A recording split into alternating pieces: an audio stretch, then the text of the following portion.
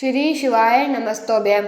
आप सभी भक्तों पर भोलेनाथ की कृपा सदैव बनी रहे। आज सुनिए शिव महापुराण का 16वां अध्याय।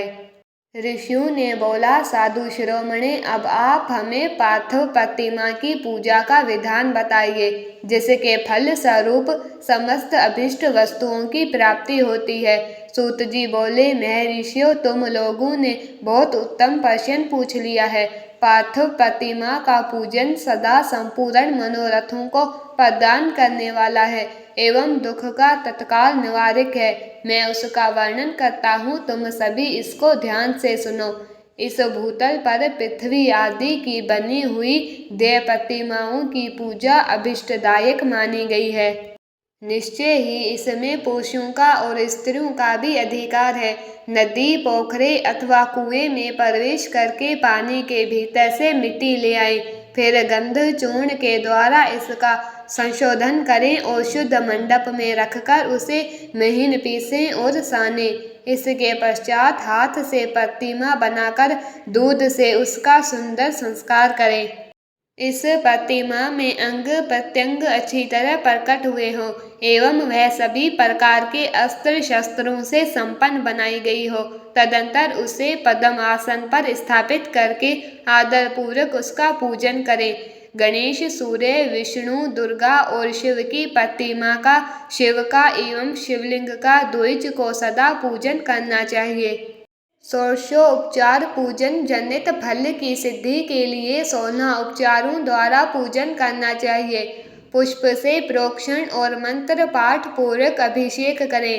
अगहनी के चावल से नैवेद्य तैयार करें। सारा नैवेद्य एक कुड्डव लगभग पाव भर होना चाहिए। घर में पार्थिव पूजन के लिए एक कुड्डव और बाहर किसी मनुष्य द्वारा स्थापित शिवलिंग के पूजन के लिए एक परस्त सेर भर नैवेद्य तैयार करना आवश्यक है। देवताओं द्वारा स्थापित शिवलिंग के लिए 3 सेर नैवेद्य अर्पित करना उचित है और स्वयं प्रकट हुए स्वयंभू लिंग के लिए 5 सेर। ऐसा करने पर पूर्ण फल की प्राप्ति समझनी चाहिए। इस प्रकार सहस्त्र बार पूजा करने से द्विज सत्यलोक की प्राप्ति कर लेता है। बाहर अंगुल चौड़ा, इससे दूना एवं 1 अंगुल अधिक अर्थात 25 अंगुल लंबा तथा 15 अंगुल चौड़ा लोहे या लकड़ी का बना हुआ जो पात्र होता है, उसे विद्वान पुरुष शिव बोलते हैं।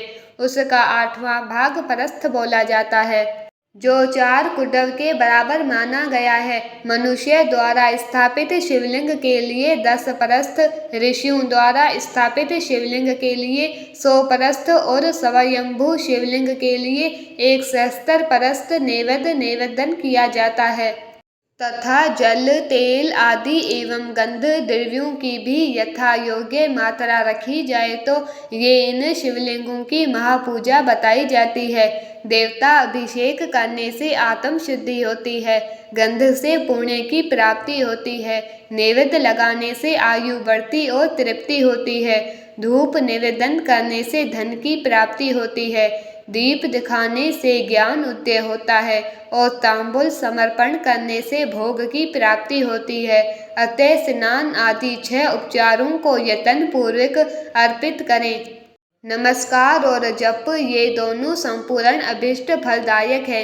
अतः भोग और मोक्ष की इच्छा रखने वाले मनुष्य को पूजा के अंत में सदा ही जप और नमस्कार करने चाहिए। मनुष्य को चाहिए कि वह सदा पहले मन से पूजा करके फिर उन देवताओं के लोकों की प्राप्ति होती है तथा उनके आवंतर लोक में भी यथेष्ट भोग की वस्तुओं की उपलब्धता होती है। अब मैं उस विशेष फलों का वर्णन करता हूँ जो देव पूजा से प्राप्त होते हैं। द्विजो, तुम लोग श्रद्धा पूर्वक सुनो। विघ्नराज गणेश की पूजा से भूलोक में उत्तम अभिष्ट वस्तु की प्राप्ति होती है।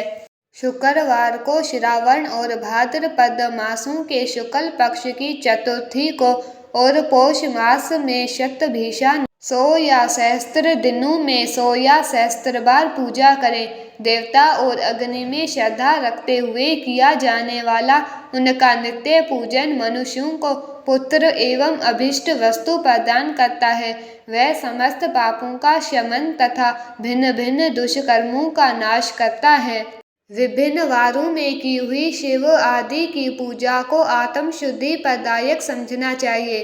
वार व दिन, तिथि, नक्षत्र और योगों का आधार है, समस्त कामनाओं को देने वाला है, उसमें वृद्धि और क्षय नहीं होता, इसीलिए उसे पूर्ण ब्रह्म स्वरूप समझना चाहिए। सूर्य उदय काल से लेकर सूर्य उदय काल आने तक एक वार की स्थिति मानी गई है, जो ब्राह्मण आदि सभी वर्णों के कर्मों का आधार है। वहित तिथि के पूर्ण भाग में की हुई देव पूजा मनुष्यों को पूर्ण भोग देने वाली होती है। यदि मध्याह्न के बाद तिथि का आरंभ होता है तो रात्रि युक्त तिथि का पूर्व भाग पितरों के श्राद्ध आदि कर्म के लिए उत्तम बोला जाता है। ऐसी तिथि का परभाग ही दिन से युक्त होता है, अतः वही देव कर्म के लिए प्रशस्त माना गया है। यदि मध्याह्न काल तक तिथि रहे तो उदय व्यापनी तिथि को ही देव कार्य में ग्रहण करना चाहिए। इसी तरह शुभ तिथि एवं नक्षत्र आदि ही देव कार्य में ग्राह्य होते हैं। वार आदि का भली भांति विचार करके पूजा और जप इत्यादि करना चाहिए।